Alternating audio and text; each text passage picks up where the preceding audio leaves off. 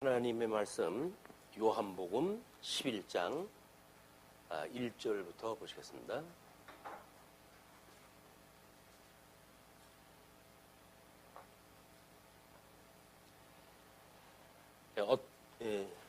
어떤 병자가 있으니 이는 마리아와 그 자매 마르다의 마을 베다니에 사는 나사로라.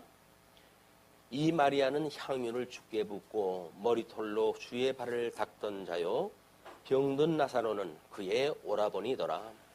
이에 그 누이들이 예수께 사람을 보내어 이르되 주여 보시옵소서, 사랑하시는 자가 병들었나이다 하니 예수께서 들으시고 이르시되 이 병은 죽을 병이 아니라 하나님의 영광을 위함이요 하나님의 아들이 이로 말미암아 영광을 받게 하려 함이라 하시더라. 우리 10장에서는 사건이 있은 뒤에 수존절이 곧 이르렀다고 이렇게 이야기합니다. 수존절은 다니엘에 의해서 이제 마지막 성전이 회복되어지는 그런 그 절기인데도 불구하고 이스라엘 백성들은 그 이후에 우리 예수님이 올 때까지도 선민국가가 회복되지 아니한 이런 것으로 인해서 많은 고민들이 있었습니다. 오늘은 아마 역사 이래의 모든 사람들의 고민인 것 같아요. 이제 생로병사라고 하는 인간에겐 피할 수 없는 이런 그 환란의 일이 끊임없이 있는데, 그거를 어찌 이제 피할 것인가에 대한 문제는 아마 모든 인류의 숙제가 아니었나 싶습니다. 그래서 석가라고 하는 사람은 왕궁을 떠나가지고 돌을 닦고 그래서 마치 피할 길이 있는 것처럼 궁극을 갖다 했고, 또 그 돌을 전해가지고 많은 사람들이 지금까지 믿고 있는 이런 내용들을 봅니다. 그러나 이런 과정적인 섭리를 통해 가지고 우리가 아픔을 피한다라고 하는 그 일은 아무런 의미가 없어요.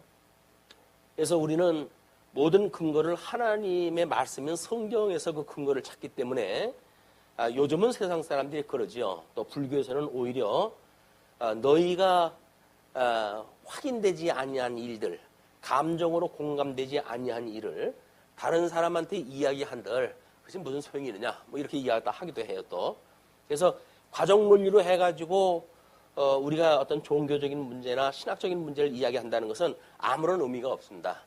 절대 객관적인 어떤 기준이 되어지는 성경으로부터 출발했다 해야 될 터인데, 오늘은 어떤 병자의 사건입니다. 병자의 사건이고, 그리고 우리 주님께서 사랑하시는 마리아와 마르다의 남매지간에 삼남매가 이제 언급이 되어지고, 그 마리아는 특별히 향유를 주께 붓고 머리털로 그의 발을 닦던 자다. 우리 누가복음에 이제 그런 그 장면이 한번 나오지만 그 마리아는 아니라고 하는 것이 보통 성경학자들의 견해입니다. 그러므로 이거는 기록이 되지 않았던 그런 그 일로 우리가 보면 지금 그 마리아의 신분이라든가 하는 것에 대한 어떤 오해 이런 것을 불식하고 이 본문을 읽어 나갈 수가 있다고 보여집니다. 자, 병자가 있는데 이제 누구라고 하는 그 말이 먼저 나오지 않고 병자라고 먼저 나오는 그런 그 이야기를 우리는 이 지금 11장에서 요한이 무엇인가 메시지를 전하고자 하는 그런 그 의미가 있다는 겁니다. 모든 인생들에게 닥칠 수밖에 없는 죽음이라고 하는 문제, 과연 이거를 성경에서는 어떻게 우리 그때 당시에 그 유대인들은 어떻게 이해를 했고, 예수님은 그것을 어떻게 해석을 하심으로 해서 이 사망 권세 아래에 있는 자들에게 부활에 대한 소망, 생명의 소망을 전해줄 것인가 라고 하는 것이 복음에 대한 이야기예요. 그렇기 때문에 유대인들이 가지고 있던 종말론하고 우리 주님이 말씀하시는 종말론하고는 비교가 되질 않습니다. 유대인들은 이제 그 종말론을 통해 가지고 끊임없이 그들의 메시아가 올 걸 기대하고 있었는데, 그런데 이미 우리는 예수님이 오셨고 메시아가 오셨고 그리고 예수님이 승천하셨기 때문에 재림주를 우리는 기다리고 있는 거기 때문에 유대인들이 이해하고 있는 구약 성경에서 말하는 내용들은 복음으로 전달되어진 게 없어요. 성경만 우리가 가지고 있기 때문에 그 성경을 통해서 예수님의 해석을 준해가지고 그 의미가 무엇인가를 바로 잡을 뿐이지 유대인들이 전해준 내용을 가지고는 예수님을 만날 수가 없습니다. 왜냐하면 그들은 마치 머리에 수건을 쓰는 사람들처럼 그 구약 성경에서 복음을 발견하지 못했기 때문에 그래요. 자, 그들이 발견하지 못했던 그 복음을 우리 사도 요한은 지금 나사로라고 하는 한 청년의 죽음 그리고 그에 대한 다시 살아나는 놀라운 역사 이걸 통해 가지고 우리 주님이 생명의 근원이 되시고 또 부활의 첫 열매가 되시는 그런 그 주님이라고 하는 사실을 증거함으로 해서 우리는 인생이 죽음으로 끝으로 모든 게 마감된다고 생각이 들지요. 그러나 이제 요한은 그것이 끝이 아니라 새로운 출발이라고 하는 걸 우리에게 알려줌으로 해서 우리가 늘 부활의 소망을 가지고 이 인생을 살아감으로 해서 어떤 육체의 소욕 또는 사망의 권세, 어둠의 권세 이들이 미혹하는 모든 일들에 대해서 오히려 우리는 담대함을 갖게 되어지고 그리고 재림 예수님을 바라보고 사모하는 이런 신앙생활이 가능하다고 하는 사실을 역설하는 것이 요한복음 11장의 내용이라고 보여집니다. 일단 예수님이 오셨을 때의 이야기예요. 예수님이 오셨을 때인데 때는 우리 구약 성경에서 이야기한 대로 수전절이 갖고 왔다 이렇게 이야기를 했어요. 이 수전절이라고 하는 거는 우리 이스라엘 백성들이 포로로 끌려갔다가 회복이 되어졌고 이 회복이 되어졌어요. 이 바벨론의 포로로 끌려갔다가 회복이 되어졌음에도 불구하고 이제 이 안티오코스 4세에 의해 가지고 성전이 말도 못하게 회파되어지는 역사가 있게 되거든요. 물론 다니엘서에서 언약되어진 내용입니다.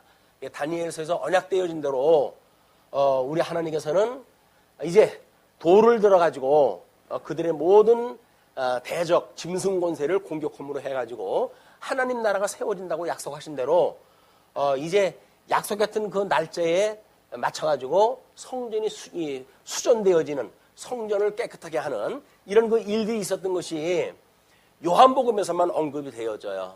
그 이후에 지금 11장이 소개되어진다는 이야기는 이 회복이라고 하는 궁극적 회복이 모형적으로 보여준 의미, 이것은 성전의 척결 작업입니다.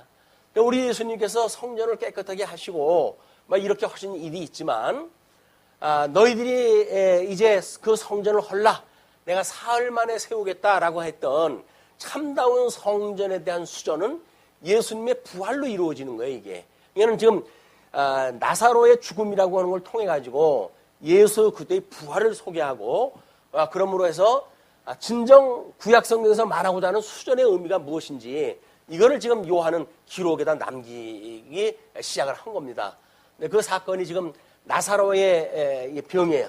이 나사로가 병이 들었는데 그의 누이 2명이 이 나사로로 인해 가지고 예수님한테 그 사실을 알려줍니다. 이제 그 사실을 여기서는 뭐라고 그러냐면 누이들이 예수께 사람을 보내가지고 이르되 주여 보시옵소서 사랑하시는 자가 병들었나이다 이렇게 이야기를 해요. 병들었다는 이야기는 뭡니까? 병들은 거를 그냥 알기만 하라고 통보하는 건 아닐 거 아니겠어요? 강군데 그렇기 때문에 우리가 기도를 갖다 할 때 구체적인 기도를 갖다 해가지고 그걸 일일이 우리 주님한테 말씀을 들어준다든지 그런 세간의 혹소는 사실은 무용한 거예요. 왜냐하면 이 누이들은 예수님이 어떤 분인지를 알기 때문에 나사로가 병이 들었습니다라고만 이야기를 해요. 그런데 우리 주님은 이들을 사랑하시는 분이에요. 이들을 사랑하시는 분이기 때문에 사랑하는 자가 병이 들었다는 그런 이야기를 듣고 예수님은 고쳐주실 것이 분명하지요. 그러니까 이미 병이 들었습니다라고 그 일상을 말씀을 드린 거는 이 형편을 보시고 하나님의 기뻐하시는 뜻대로 해주세요라고 하는 이야기가 함축되어져 있다는 이야기예요. 우리가 하나님께 우리들의 일상을 고백을 갖다 하고 할 적에도 마찬가지야.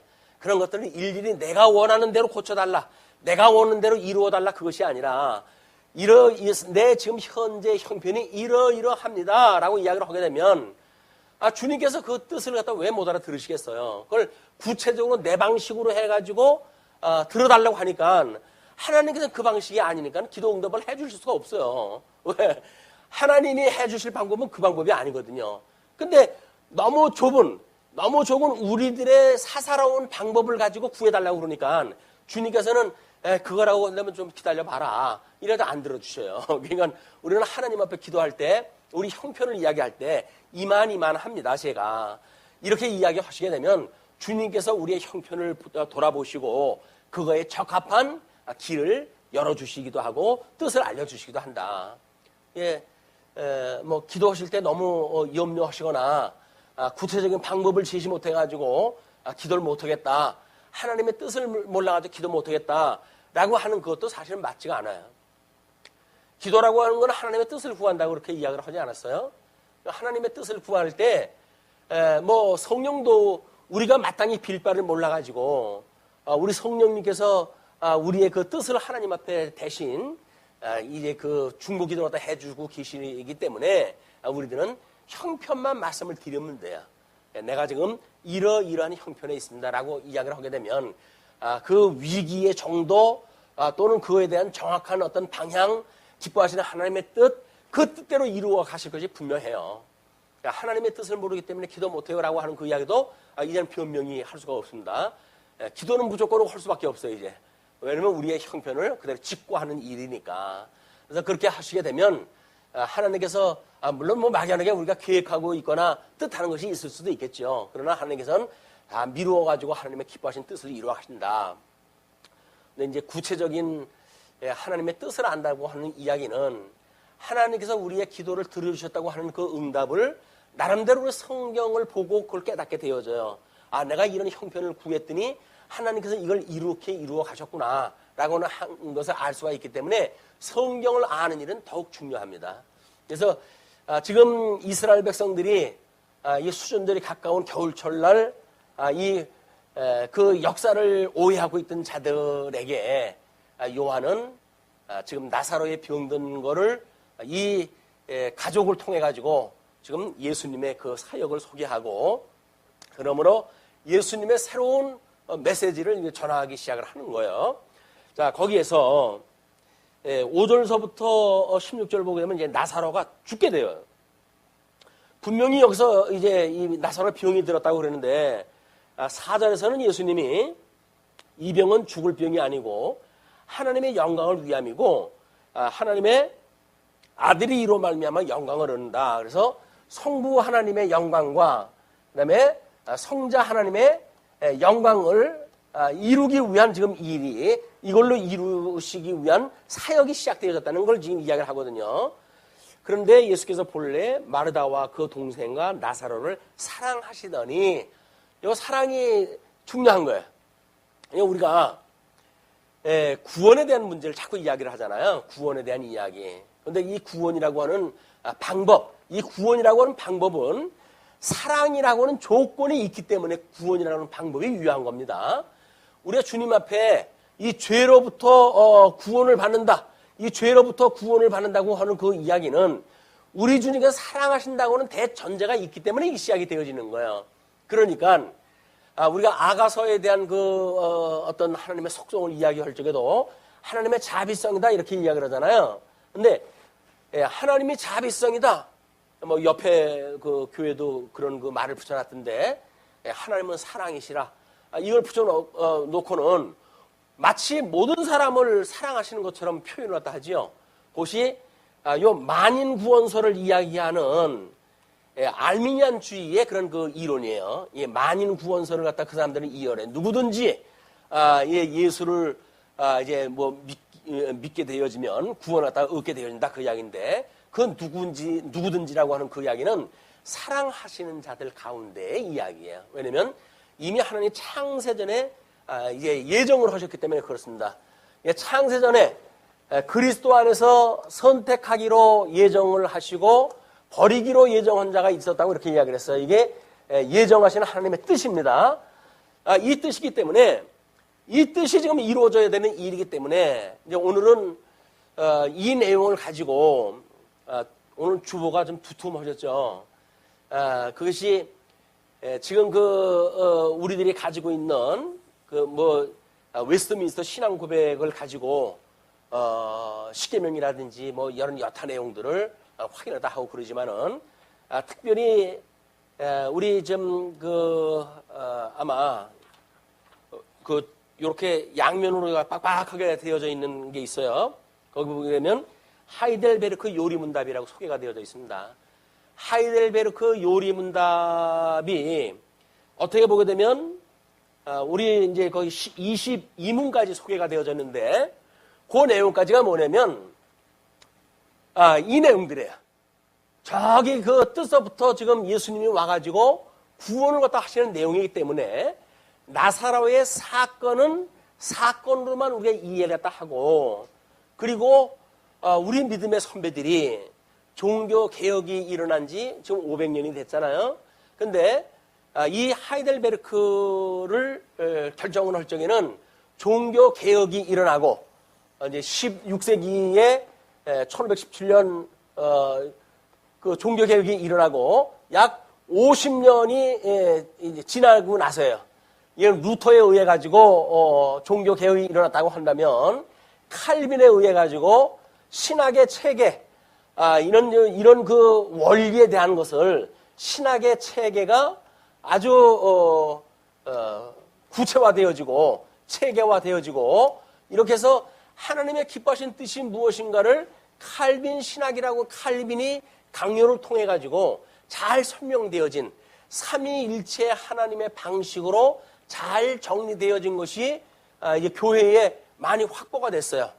근데 물론 이 루터는 그때의 왕이라든가 뭐 이런 높은 사람들을 중심으로 해가지고 종교 개혁을 일으켰다고 한다면 칼빈은 모든 게 하나님께 주시는 은혜의 선물이다 라고 선언을 함으로 해가지고 가난한 자, 평범한 자, 빈자 이런 자들이 칼빈의 이 말씀으로 무장을 하기 시작을 했어요. 왜냐면 너희들이 부자든 가난하든 하나님께서 절대 주권을 가지고 사랑하는 너희들에게 주시는 은혜의 선물이야 라고 선언을 갖다 한 거예요. 가난한 사람들은 소망이 없는 사람들 아니에요? 병든 사람들도 소망이 없는 사람들 아니에요? 그렇기 때문에 나름대로 뭐 어떤 교회 내에서 영향력이 있다든지 이런 사람들이야 루터에 의해 가지고 그런 어떤 신앙의 그 혁명적인 일에 가담을 했다 할지라도 여기서 별 볼 일 없다고 하시는 분들은 그건 참여할 수도 없었어요. 조건이 종교 개혁에. 근데 종교 개혁의 풀뿌리 그 개혁을 성공시킨 분들이 칼빈의 그 복음을 들은 자들이에요.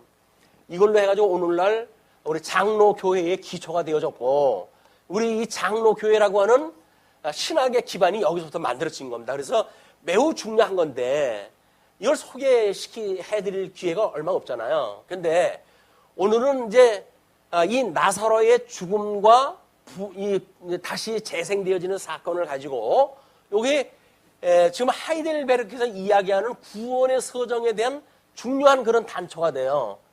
그걸 이번 기회에 소개를 해드리게 되면 우리가 믿고 있는 장로 교회의 교리 이것이 얼마나 중요한 건지를 깨닫게 되어지고 그렇기 때문에 또 우리가 양대의 어떤 그 언약을 중심으로 해도 성경을 풀어가지 않습니까? 그것이 과연 이렇게 믿음의 선배들이 종교 개혁 당시에 어떤 그 혁명을 일으켰던 분들이 과연 제시했던 그 논리하고 부합하는가라는 것도 우리가 이제 확인이 되어지는 거예요. 매우 중요한 시간이기 때문에 오늘은 교리 중심으로 해가지고 그걸 소개해드릴까 합니다. 우선 제1문을 이야기했을 때 사나 죽으나 당신의 유일한 위안은 무엇입니까를 물어봐요. 자, 우리가 여기서 지금 병들어 있고 때로는 누이들은 병든 나사로 때문에 지금 노심초사하고 있고 그리고 소식을 예수님한테 전했고 그 소식을 전한 사람들도 가까이에 있는 사람들이니까 지금 어려운 지경에 있는 사람들 아닙니까? 그리고 나사로는 지금 며칠 있으면 죽어야 돼요. 죽을지를 모르고 지금 예수님한테 이야기를 했지만 예수님은 그걸 알아요. 이제 나사로가 곧 죽게 되어지고 그러면 예수님이 와도 살리심으로 해서 이 하나님의 영광을 드러내신다고 하는 이런 모든 일들을 알고 계시기 때문에 이제 그 예수님이 하실 일이 있음에도 불구하고 예수님이 하실 사역을 모르고 있는 나사로와 그 일행들의 정말 이건 우리들의 삶의 문제예요. 우리가 하나님이 뭘 어떻게 해가신다고 하는 걸 알면 고민할 게 하나도 없죠. 근데 우리는 여기서 이제 믿음으로 그걸 믿고 살아간다고 한다면 다행이지만 그렇지 않다고 한다면 이건 앞이 캄캄한 거야. 우리 사랑하는 사람이 지금 이렇게 병이 들어가지고 이제 그 걱정을 갖다 하는 어떤 이야기의 중심은 우리들의 일반적인 상황이에요. 일반적인 상황. 이것이 칼빈의 복음을 듣고 여기서 살아있는 자나 죽은 자나 때로는 가난한 자나 부자나 모든 이 환경에 처해져 있는 자들은 너희들이 받을 위로가 무엇이냐. 위로라고 하는 그 이야기는 다시 말해서 상실되어졌던 복이 회복되어지는 요걸 우리가 구원이라고 그랬어요. 요거는 상실되어진 복. 이 상실되어진 복이 다시 회복되어지는 것. 요걸 이 회복이 되었으니까 복이 회복되어졌으니까 요거를 우리가 행복이다 이렇게 설명한다 합니다. 행복. 이거는 우리가 이 세상을 살아가면서 내가 도대체 받을 위로가 뭐냐. 그 이야기는 뭐예요? 왜 그러고 네가 살아갈 이유가 도대체 뭐가 있냐. 그런 그 이야기랑 똑같아요. 근데 우리가 칼빈의 이런 복음을 듣고 나는 주님으로 인해 가지고 행복한 사람이에요 라는 답이 떨어져야 나는 여기 살 이유가 있는 사람 아니에요. 위안을 받을 이유가 있다고 자기가 이야기를 할 수가 있단 말이에요. 그러니까 지금 이 하이델베르크의 제1문은 당신이 받을 유일한 위안이 무엇입니까? 물어요. 유일한 위안. 돈도 좋고 건강도 좋고 모든 게 다 좋겠지만 그래서 단 하나만 너가 얻는다고 한다면 뭐가 너의 위안이 되겠느냐 그 이야기예요. 이거는 우리가 이 일상적인 삶을 통해 가지고 수많은 문제들에 우리가 부닥치잖아요. 그때마다 고민이 뭘까요? 근본적인 어떤 그런 데 거의 대답이 아니라 당하고 있는 상황에 대한 해결 문제에 우리가 복취되어 있으면 문제예요. 거기서 만약에 네가 그것이 구하고 그것을 얻고 근본적으로 너가 죽는다고 한다면 그게 무슨 유익이 있어? 라고 하는 문제가 만약에 생각만 든다고 한다면 우리는 고민을 좀 더 객관화시킬 수가 있겠죠. 한 발자국 뒤로 물러가가지고 내가 꼭 이 문제가 있어가지고 살고 죽고 하는 문제가 아니잖아? 라는 담력이 있어야 우리 전 삶을 포기하지 아니하고 새로운 대책을 세우기도 하고 새로운 어떤 그 소망을 갖기도 하고 이런 우리의 삶이 존속이 되어진단 말이에요.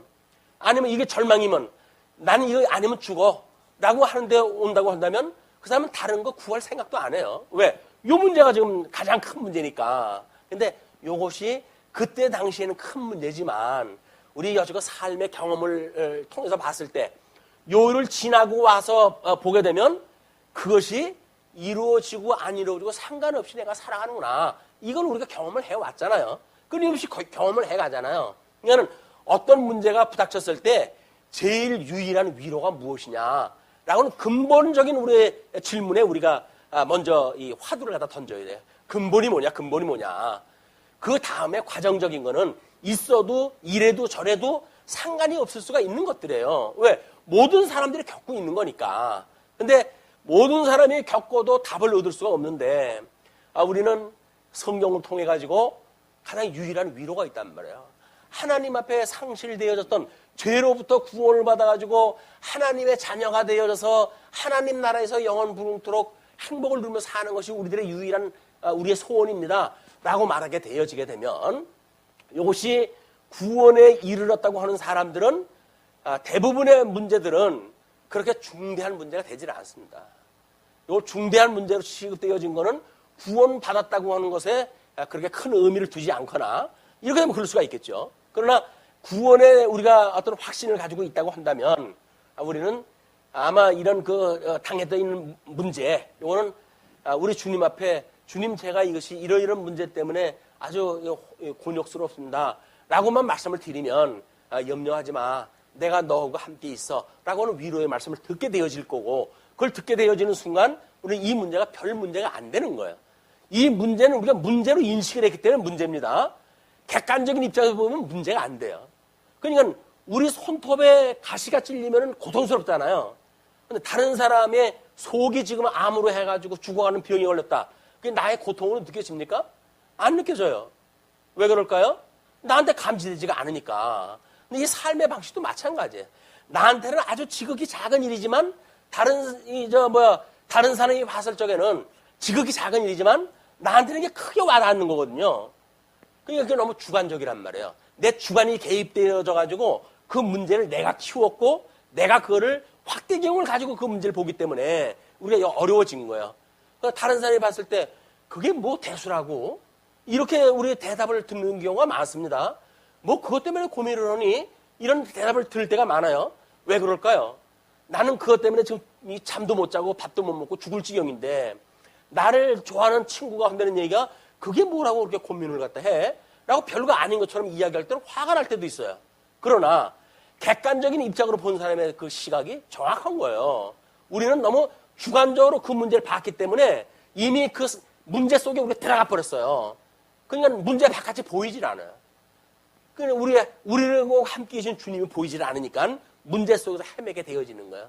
문제라고는 어둠이 준 건데 오리문중이죠. 이 속에 들어가게 되면 빛도 하나도 없어가지고 어딘 나갈 수 있을 만한 활로가 없어요. 근데 바깥에서 보게 되면 돌아가면 되지. 이런 길이 생긴단 말이에요. 일상적인 삶의 방식도 그런데 지금 우리가 신앙생활 할 때 우리가 유일한 위로가 무엇이냐라고 하는 근본적인 질문을 던진 것이 우리 하이델베르크의 신앙 고백이란 말이에요. 자, 그러면 거기에서 그렇게 해야죠. 사나 죽으나 나는 나의 것이 아니고 우리가 예수님을 믿었을 때 함께 죽었다고 했으니까 몸과 영혼이 모두 미쁘신 구주 예수 그리스도의 것입니다. 내가 주님의 것이란 말이에요. 주께서 보배로운 피로 나의 모든 죄값을 치러주셨고 마귀의 권세로부터 나를 자유케 하셨습니다. 또한 하늘에 계신 아버지의 뜻이 아니고는 나의 머리털 하나도 상하지 않듯이 주는 나를 지켜주십니다. 실로 이 모든 것이 합력하여 나의 구원을 이룹니다. 내가 주의 것이기에 주께서 성령으로 말미암아 영원한 생명을 보증하시고 나의 온 마음을 다하여 기꺼이 주를 위하여 살게 하십니다. 이것이 나의 유일한 위안입니다. 여기 신앙 고백적으로 우리가 이미 예수님을 믿었을 때 우리는 예수님과 함께 죽고 죄에 대하여 예수님과 함께 죽고 의에 대하여 예수님과 함께 살았다고 신앙 고백을 받음으로 세례를 받은 거 아니에요.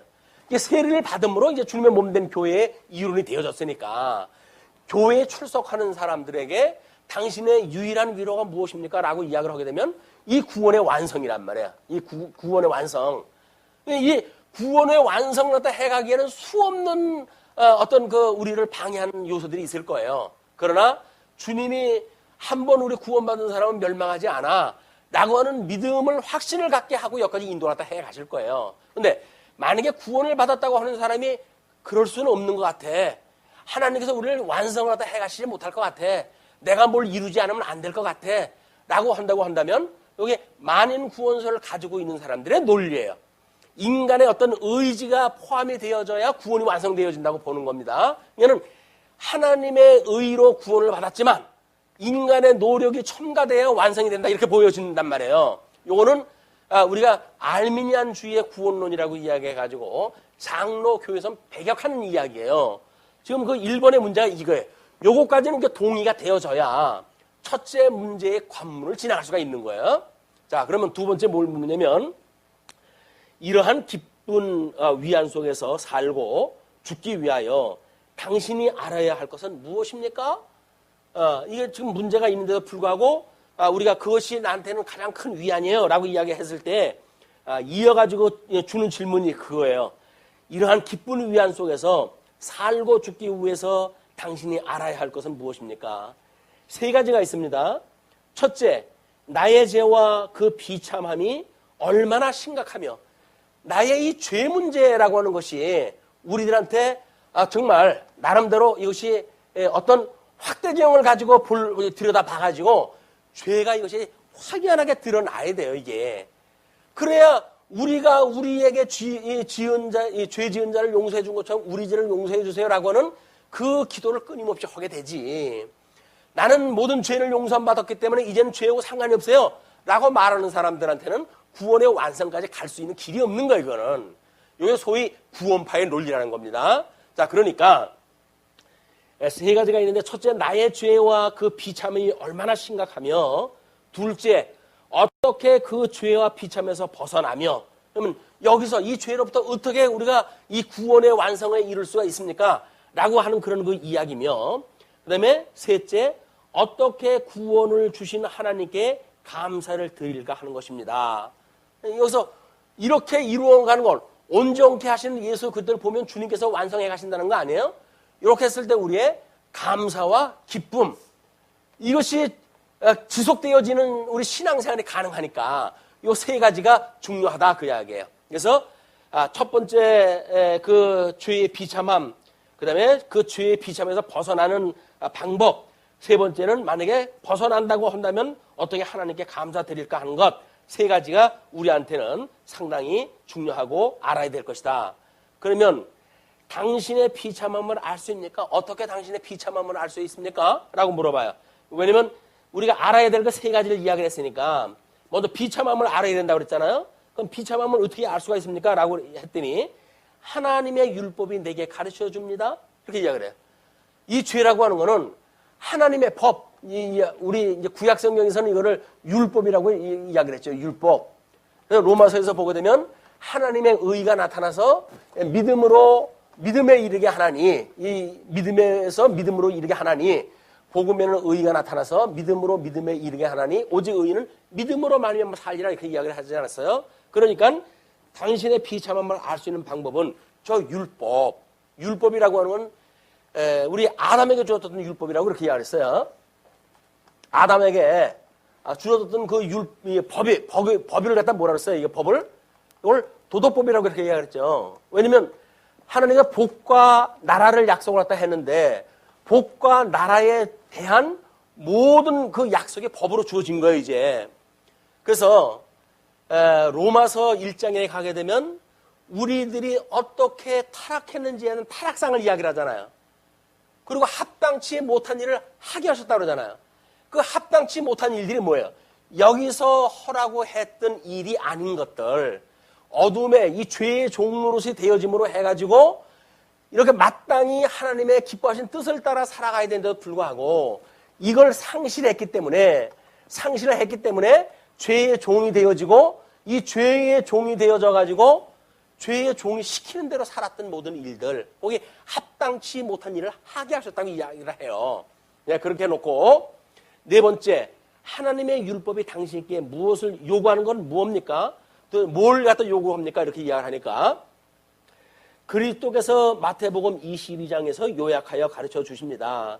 내 마음을 다하고 목숨을 다하고 뜻을 다하여 힘을 다하여 주 너희 하나님을 사랑하라. 이것이 첫째 되는 계명이요 둘째는 그와 같으니 내 이웃을 내 몸과 같이 사랑하라 하셨으니 이 두 계명이 온 율법과 선지자의 강령입니다. 이거는 이 율법의 강령이라고 하는 그 이야기는 뭐냐면 여기서 우리 이제 십계명에서 그걸 요약을 했다 했는데, 이 십계명을 통해 가지고 하나님께서 삼위일체 하나님에 대한 이야기와 그다음에 이 관계를 개선해 가지고 복에 회복되어지는 것, 이걸 안식이라고 그렇게 이야기를 했어요. 그래서 첫째 계명서부터 셋째 계명까지 삼위일체 하나님에 대한 이야기, 넷째 계명에 대한 건 안식에 대한 이야기, 다섯째 계명에 대한 거를 우리가 부모를 공경하라라고 이야기했으니까 이거 하나님 나라라고 이렇게 이야기했어요. 여기까지는. 이거는 대신 계명. 그다음에 이건 대인 계명인데, 다섯째 계명은 통치 언약에 대한 이게 내용이었죠. 그다음에 살인하지 말라, 그다음에 간음하지 마라라고 하는 걸로 해가지고 언약 자손의 생육번성 갖다 해야 되니까 이게 자손 언약에 대한 이야기라고 그렇게 이야기를 했어요. 그리고 8번서부터 이제 10번까지 이게 뭡니까? 도적질하지 마라, 외증하지 마라, 탐내지 마라 라고 하는 이때는 이제 뭐 우리 땅을 중심으로 해서 경제 부를 갖다 측정하던 시대니까 이거 경제 문제라고 이야기를 했단 말이에요. 그건 땅에 대한 언약. 이건 결국 하나님께서 언약하셨던 이 두 가지의 언약의 내용이 우리들한테 십계명으로 구체화가 되어졌는데 이 구체화되어진 내용으로 보아가지고 하나님의 법은 이걸. 그래서 요거를 우리가 잘 지키는 것이 위로는 하나님을 사랑하는 것이고 그리고 요거는 내 이웃을 내 몸과 같이 사랑하는 거란 말이에요. 이웃사랑. 그래서 요 하나님 사랑에 대한 거를 우리가 대신계명이라고 그러고 이웃사랑에 대한 거를 대인계명이라고 나눠가지고 설명을 한 거예요. 우리는 수없이 이제 이걸 공부를 했다 했으니까 이렇게 위로는 하나님을 사랑하고 이웃을 내 몸과 같이 사랑해. 이것이 성경 율법에 나져 있는데 우리가 우리의 죄를 알려고 한다면 이걸 보면 압니다. 그 이야기예요. 그래서 이제 우리 이 칼빈은 윌스민스턴 신앙 고백에 가서 요 내용을 설명하는데 많은 지면을 할애해요. 왜? 죄를 여기다 전부 조목조목 달아줘야 되니까. 그런데 우리는 원리적으로 봤을 때 3대 언약에 위배되어지는 모든 것들 요약해서 알 수가 있잖아요. 하나님하고 이렇게 하나님에 대한 삼위일체 하나님에 대한 불신, 하나님 외에 뭐 다른 그 신을 갖다 이야기한다든가 또는 우상을 만든다든가 하나님의 이름을 만홀히 여긴다든가 이게 삼위일체 하나님에 대한 오해란 말이에요. 우리는 구약 성경을 통해서 하나님에 대한 지식을 잘 알았잖아요. 그러니까 나 외에 다른 신을 두지 마라 그러려면 나 외가 어디에 나와져 있을까요? 그게 구약 성경 전반에 나 외의 신들을 이야기를 해요. 너희들 그거 믿으면 다 멸절이야 그 이야기거든요. 구약 성경을 모르고 나 외의 신 여호와 아닌 것 이렇게 해가지고 구별이 안 돼요. 왜? 똑같은 이름 부르는 사람들이 여기서 타락해 넘어져 가고 있거든요. 예수님 오셨을 때 망한 사람들이 구약 성경을 통해서 그 하나님을 이름으로 부르던 사람들이에요. 여호와로 부르던 사람들이에요. 근데 그 사람들이 그 하나님을 몰라요. 하나님의 뜻을. 그냥 구약 성경을 우리가 제대로 공부해야 나 외에 다른 신을 두지 마. 이런 것이 어떤 건지 안단 말이에요. 그러면 우상을 만들지 마라 라고 이야기를 했는데 어떻게 해야 우리가 우상이 뭔지를 알 수가 있을까요? 복음서에 대한 내용을 공부하지 않으면 그 복음서에서 이야기했던 건 내가 구약에서 언약되어진 메시아이기 때문에 나 아닌 사람들은 전부 도적이야. 예수님 그렇게 이야기를 하신단 말이에요. 그러니까 우리는 복음서를 공부해야 나 외에 다른 신을 두지 말라는 걸 알 수가 있어요. 그리고 그러면 하나님의 이름을 만홀되게 여기지 마라라고 하는 그 이야기는 어떨까요? 성령이 오신 뒤에 하나님이 어떠한 분인가를 우리가 제대로 이해가 되어지고 주님의 몸된 교회 생활을 통해 가지고 그 하나님을 경외할 수가 있기 때문에 서신서에 계시되어진 내용을 모르면 성령 하나님이 우리한테 주신 지혜가 없어요. 인식할 수가 없어요. 그러니까 만홀되게 이름을 갖다 부를 수밖에 없는 거예요. 이 하나님은 이렇게도 하고 뭐 이렇게 복도 주시는 하나님, 이렇게 병도 고쳐주시는 하나님, 이거 전부 하나님, 성령 하나님이 깨닫지 못하기 하기 때문에 나타나는 일들이란 말이에요. 그러나 서신서를 통해 가지고 성령 하나님이 우리에게 깨닫게 하신 바에 의할 것 같으면 하나님이 오시게 되면 이런 일을 갖다 하신다고 그래서 양대 언약을 회복을 하시고 그리고 우리들한테 이 위안을 주시는 하나님, 우리를 영원한 하나님 나라를 인도하실 하나님, 그 하나님을 소개한다. 이걸 우리가 알 수가 있기 때문에 삼위일체 하나님의 전반은 성경 66권을 다 공부를 했다 해야 알 수가 있는 거예요. 뭐 우리가 다 공부를 안 했다고 하더라도 그래도 구조적으로는 이미 이제 우리 성경 66권을 통해 가지고 우리 삼위일체 하나님이 어떻게 역사를 갖다 해간지 알 수가 있단 말이에요. 자, 그리고 오문 당신은 그 모든 계명을 완전히 지킬 수 있습니까? 여기서 이렇게 주었는데 지킬 수 있습니까? 물어봐요. 근데 아닙니다. 나는 하나님과 내 이웃을 미워하는 본성을 가지고 있습니다. 난 본성이 이웃도 미워하고 하나님도 미워하는 사람이에요. 그 이야기예요. 그렇게 이야기를 하니까 그러면 하나님께서 본래 인간을 사악하고 불의하게 지으셨습니까? 당신이 그렇다고 하니까 그렇다고 한다면 하나님이 본래 그렇게 만들었습니까? 그런 그 이야기 아니에요? 근데 뭐라 그러죠? 아닙니다. 하나님께서는 인간을 자기의 형상대로 선하게 즉 의롭고 거룩하게 창조하셨습니다. 그리하여 창조주 하나님을 바르게 알고 온 마음을 다하여 사랑하며 그의 영광과 존귀를 위하여 그와 함께 영원히 행복하게 살도록 하셨습니다. 이게 첫째 번에 아담을 지었을 때 우리 창세기 1장 27절 우리의 형상을 따라 사람을 만들고 그리고 그에게 복을 주고 그리고 생육하고 번성하라 땅을 정복하라 충만하라 다스리라 라고 하는 언약을 갖다 했을 때 당시 아담의 상태란 말이에요. 근데 에덴 동산에 그를 끌어들여가지고 동물들을 만들어도 하나님께 보내주시니까 전부 이름을 짓고 그 통치를 다 해갈 수 있는 그런 그 아담의 지혜를 갖다 보여주잖아요. 처음에는 그랬단 말이에요, 이게. 그걸 이야기하는 거예요. 자, 그러면서, 그러면 인간의 타락한 본성은 어디서 왔습니까? 우리의 첫 조상 아담과 하와가 에덴 동산에서 불순종하여 타락함으로 비롯되었습니다. 그 타락으로 말미암아 우리의 본성이 부패되어 잉태되는 그 순간부터 우리는 죄인으로 태어나는 것입니다. 이런 양변작을 이 아담의 불순종으로 인해 가지고 에덴 동산에서 추방이 되어져 가지고 죄 가운데 있었기 때문에 우리들이 그렇게 살아가게 되어졌습니다라고 하는 그 이야기죠. 그러면 우리는 너무 부패하여 선이란 전혀 행할 수도 없고 모든 앙을 향해 기울 뿐입니까? 라고 물어봤어요. 우리는 그럼 죄인이 돼가지고 아무것도 할 수가 없고 그 죄에 기울어가지고 살 수밖에 없습니까? 라고 했더니 다른 데는 아닙니다. 아닙니다. 그러더니 여기서는 그렇습니다. 이렇게 대답해 나와요. 이런 걸 우리가 제대로 알아야 된단 말이에요. 아니 내가 그래도 멀쩡한 사람인데 왜 그걸 못하겠어요? 라고 말하는 사람들이 이쪽 사람들이란 말이에요. 자, 그러니까 그렇습니다. 우리가 하나님의 영으로 거듭났지 않은 한 그렇습니다. 라고 해서 전제를 이야기를 하죠. 그러면서 이제 구문에 그렇다면 하나님께서 인간이 지킬 수도 없는 율법을 규정하신 것은 부당한 처사가 아닙니까? 지킬 수 없는 법을 왜 주셨습니까? 그런 그 이야기예요. 그랬더니 아닙니다. 하나님께서는 인간을 만드실 때 율법을 지킬 수 있는 능력을 주셨습니다. 그러나 인간이 악마의 유혹으로 말미암아 무분별하게 불순종함으로 자신은 물론 후손들까지 그 능력을 잃게 된 것입니다. 이 에덴 동산 추방되어졌기 때문에 그 이후에 그런 능력이 없게 되어졌다 그 이야기죠. 그럼 하나님께서는 그러한 불순종과 반항을 형벌없이 허락하실 수도 있지 않았습니까? 요거 질문을 잘 들으셔야 돼요.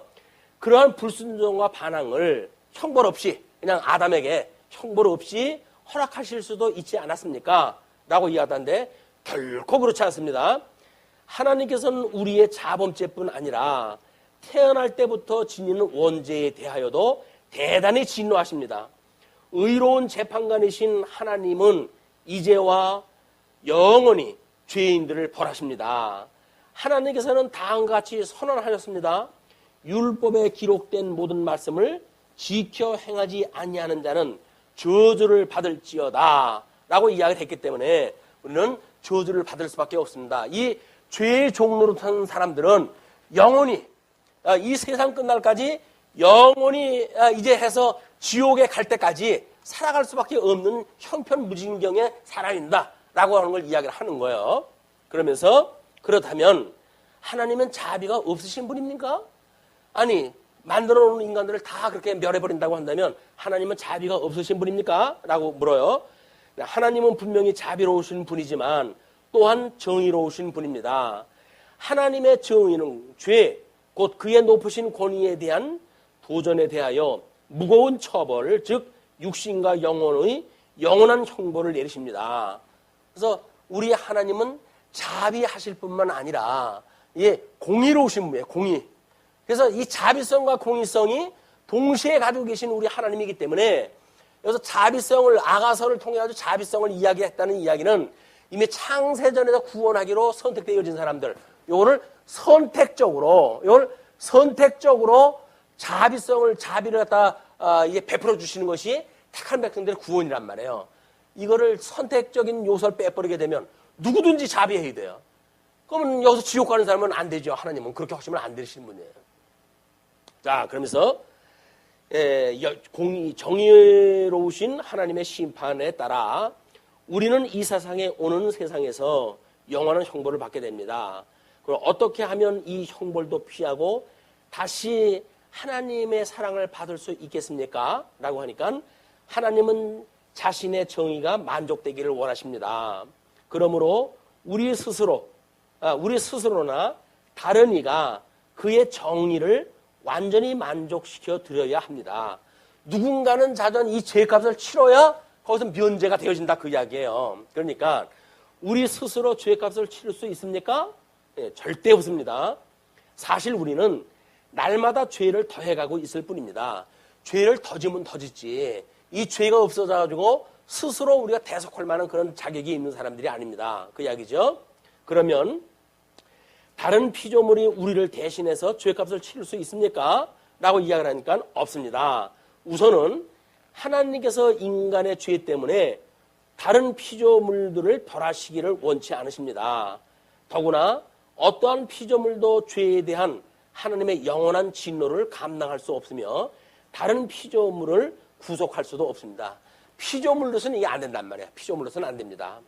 그렇다면 어떤 중보자와 구원자를 기대해야 합니까? 라고 이야기를 해요. 그러니까 그는 참 사람이면서 진실로 의로우시고 모든 피조물보다 큰 능력을 소유하신 참 하나님이셔야 합니다.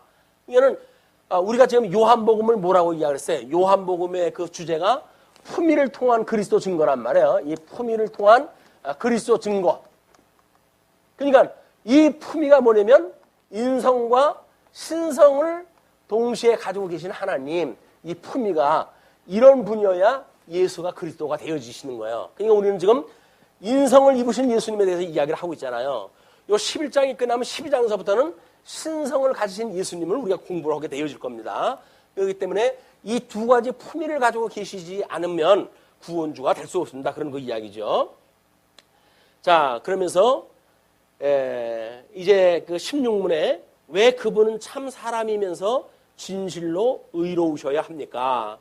하나님의 공의가 그것을 요구합니다. 하나님의 그 공의가 참 인간, 처음 첫 아담처럼 그런 상태여야 자기의 죄에 대한 것을 해결할 수 있을 터이고, 그런데 그걸 가지고는 자기 죄는 죄를 안 질 수가 있고 순종할 수가 있었지만은 이미 타락한 이후에 모든 사람들의 죄를 대신 질 수가 없기 때문에 이제 죄인은 다른 사람의 죄값을 칠 수가 없기 때문에 그렇습니다. 예, 그분은 참 하나님이셔야 합니까? 그래야 그의 신적인 능력으로 하나님의 진노를 몸소 감당하여 우리를 위하여 우리에게 의와 생명을 회복시켜 주실 수 있기 때문입니다. 하나님이어야, 이분은 성자 하나님이어야 우리의 죄를 하나님의 공의, 이분의 공의를 충족시키면서도 우리의 죄를 대신하시는 중보자로서 이 구속주가 될 수가 있습니다. 이제 그런 그 이야기를 하시는 거예요. 자, 그러면서 18문 보니까 그러면 그 중보자, 곧 참 하나님이시며 참 사람이시고 진실로 의로우신 분은 누구십니까? 우리 주 예수 그리스도이십니다. 그분은 우리를 완전히 자유롭게 하고 하나님 앞에 의로워지도록 하기 위하여 오셨습니다. 우리는 그 주님이 우리를 자유롭게, 죄로부터 자유롭게 하고 뿐만 아니라 하나님 앞에서 의로워지도록 한다 그 이야기예요. 이 죄의 종모습 하던 우리들을 예수 그리스도로 말미암아 참 자유를 얻게 하고, 그리고 우리로 하여금 온전케 하시는 분이 이분이 하십니다. 그런 그 이야기죠.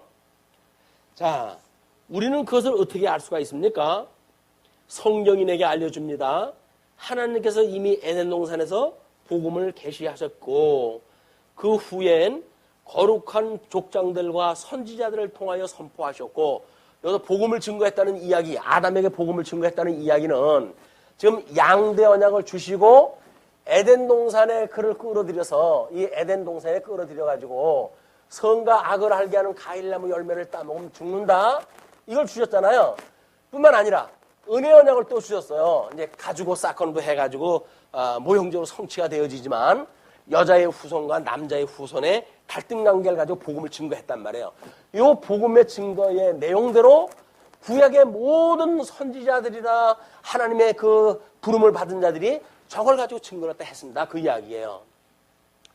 지금 우리가 양대 언약으로 인해 가지고 하나님의 법을 주신 거 다 공부했다 했어요. 그리고 이 행위 언약과 은혜 언약이라고 하는 건 에덴 동산에 주어졌던 바로 그 은혜의 방도를 지금 이야기를 하는 겁니다. 이건 어떻게 보게 되면 칼빈은 오래전서부터 양대 언약의 개념을 알고 있었던 분이에요. 그러니까 이 논리가 이렇게 나가죠. 이미 우리한테 법 준 것이 이미 아담에게 주어진 거고, 그다음에 그거를 행위 언약으로 인해서 불순종했을 때 죄의 종로로 터 수밖에 없고, 그러나 여기서 은혜 언약으로 해가지고 구원받는 방법을 알려줬기 때문에 마땅히 피 흘림의 제사의 방법을 알려줬고, 그걸로 해서 아벨도 그 위에 모든 선지자들이 그 복음을 증거했습니다. 그런 그 이야기예요. 자, 모든 사람이 아담을 통하여 타락한 것처럼 그리스도를 통하여 모든 사람들이 구원을 받는 것입니까? 아닙니다. 참된 믿음으로 그리스도에게 접붙여져서 그의 모든 축복을 받은 사람만이 구원을 받는 것입니다. 그러니까 창세전에 그리스도 안에 선택하기로 예정되어진 자들만 예수 그리스도의 구속에 참여가 되어지는 겁니다. 그 이야기예요. 그러면서 여기서 이제 그러잖아요. 이제 그 통하에 타락한 것처럼 이야기했을 때 그리스도에게 접붙여져서 그 이야기는 믿음으로, 그 믿음은 하나님께서 이 은혜의 선물로 주시는 거 아니에요. 믿음을. 그러니까 이 아담 때로부터 여기서 잃어버렸던 이 양대 언약에 대한 거를 여기서 복음을 통해 가지고, 이거 복음이에요. 이 복음을 가지고 우리가 깨닫게 하시고, 깨닫게 하시는 자들로만 예수님이 구원하다 해주신다는 이야기입니다. 자, 그러면서 참된 믿음이란 무엇입니까? 참된 믿음이란 하나님께서 말씀으로 계시하신 모든 것을 진실하다는 것을 아는 지식이며, 또한 그리스도의 순전한 은혜로 말미암아 다른 사람뿐만 아니라 나도 역시 죄를 용서받았고 하나님 앞에서 영원히 의롭게 되었으며 구원받게 되었다는 것을 성령께서 말씀을 통하여 내게 불어넣어 주시는 것을 믿는 굳건한 확신입니다. 말씀을 공부하는 거 구원받았다는 건 새빨간 거짓말이에요. 내가 체험을 갖다 했다는 동 이런 것도 아무런 의미가 없어요. 성경을 가지고 확인이 돼야 돼요.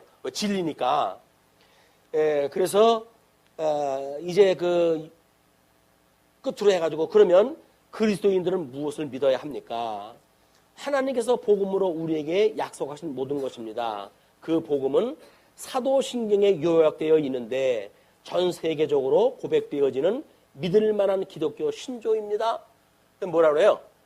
우리가 이야기했던 것처럼 천지를 지으신 아버지를 내가 믿사오며 그의 독생자 예수 그리스도를 믿사오며 또 그 성령을 믿사오니, 이렇게 해가지고 삼위일체 하나님에 대한 거를 성경 전체를 통해서 우리가 믿을 수밖에 없기 때문에 성경을 공부하는 것이 믿음의 기초가 되어진다, 그 이야기입니다. 뭘 믿어야 되느냐? 성경이 이렇게 기록되어진 걸 믿어라, 그 이야기예요. 그러니까 구약 성경을 통해 가지고 언약되어진 대로 우리 메시아가 오셨어요.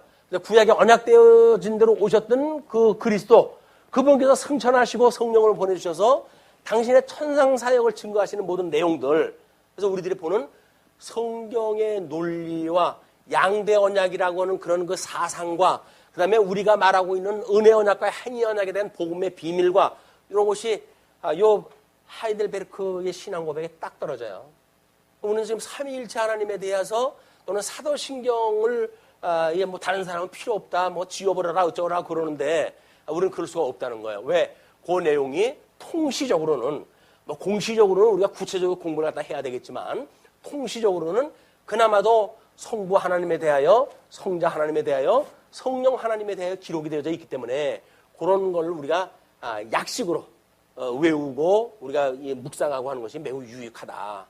그걸 통해 가지고 나머지 이제 공시적인 거는 우리가 각 성경의 과목을 공부하다 하면 나오겠죠. 그러나 그것이 무슨 일이냐? 그래서 천지를 지으신 하나님 아버지, 그의 외아들 독생자 예수 그리스도 또는 성령 하나님, 그래서 삼위일체 하나님에 대한 모든 논리, 성경에 나와져 있는 기록을 믿는 것이 하나님께 구원받는 믿음이란 말이야.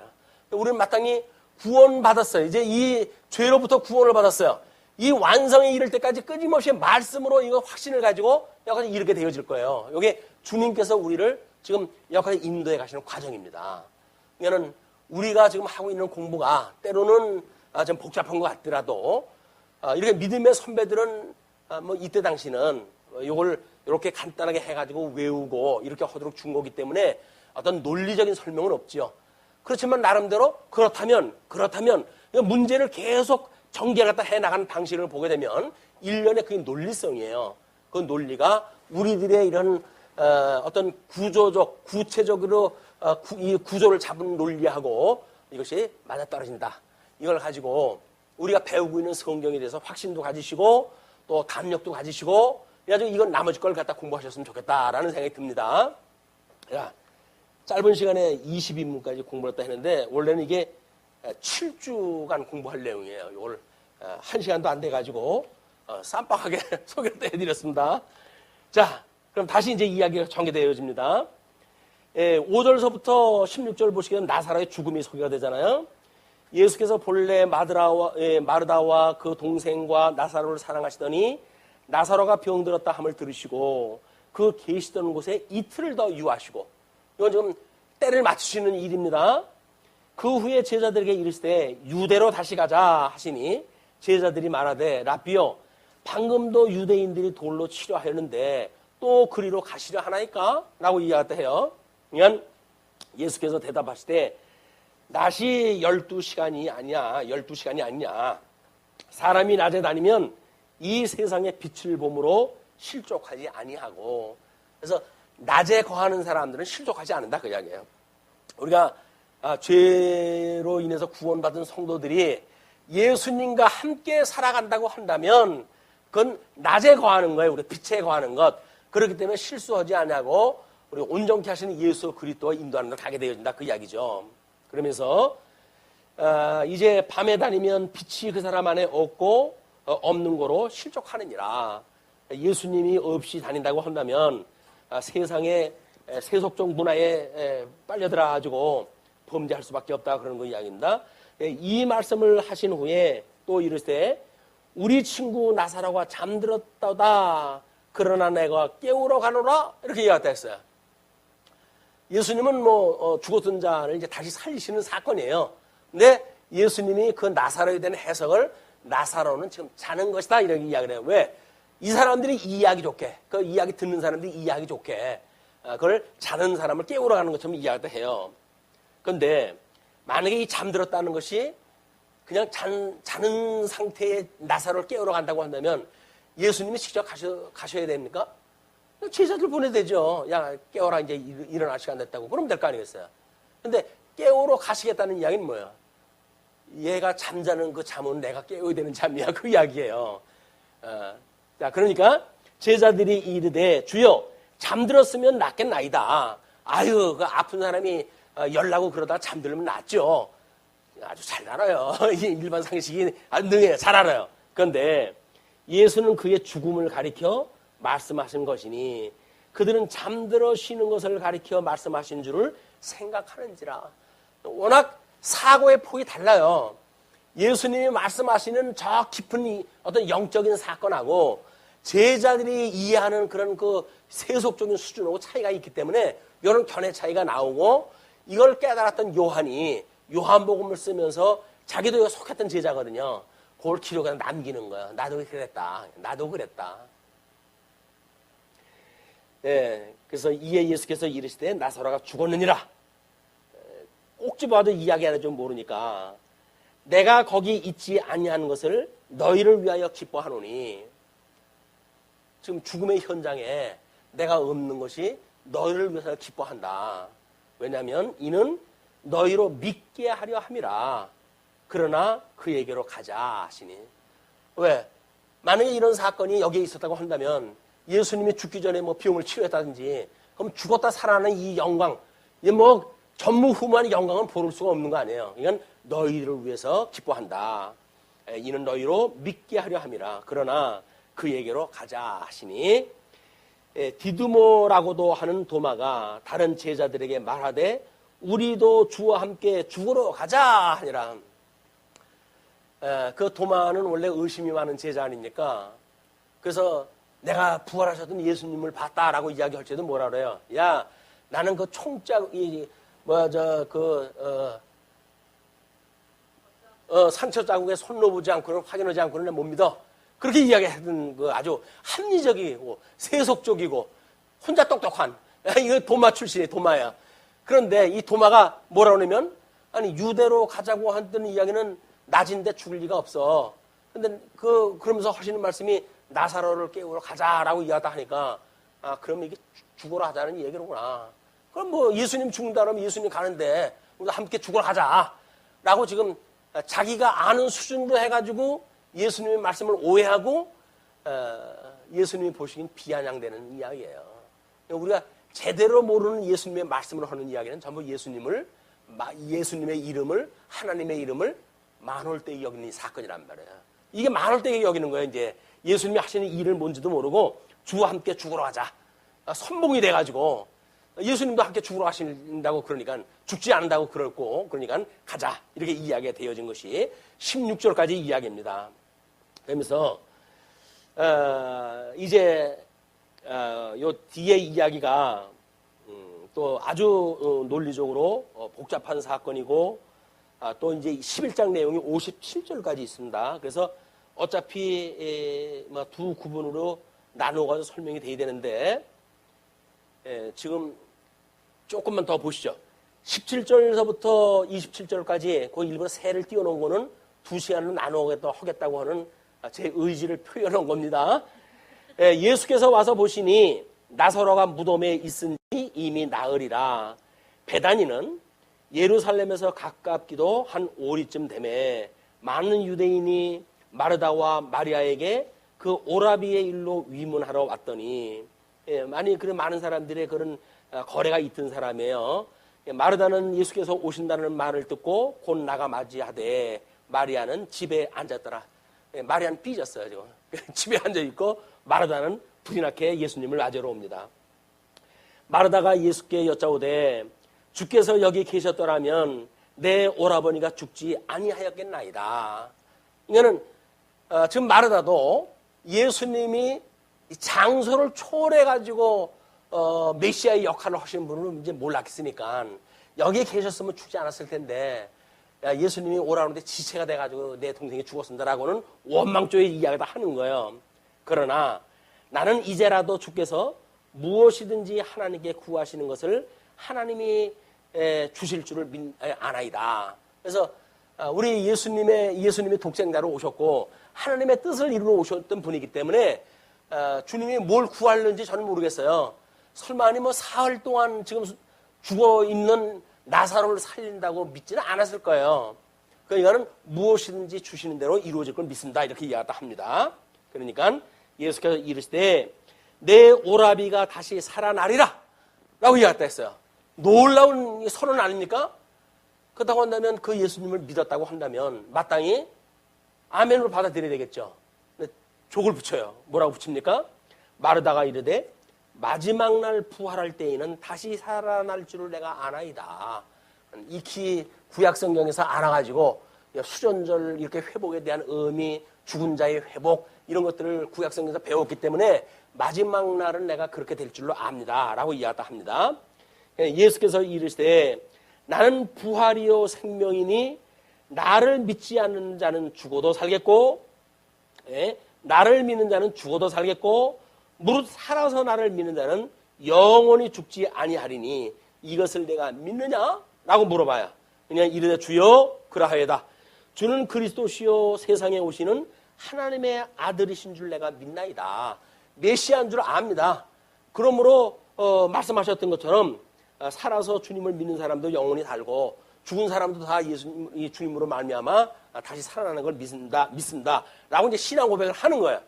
여기서 나는 부활이요 그 생명이라고 이야기를 하시지 않았어요. 근데 그 부활과 생명이라고는 개념을 지금은 이제 이 칠판에다 쓸 수 있는 여백이 없어요. 일단은 주보에다가 이제 우리 소개한 내용에다가 부활과 생명에 대한 걸 도표로 설명하다 해놨어요.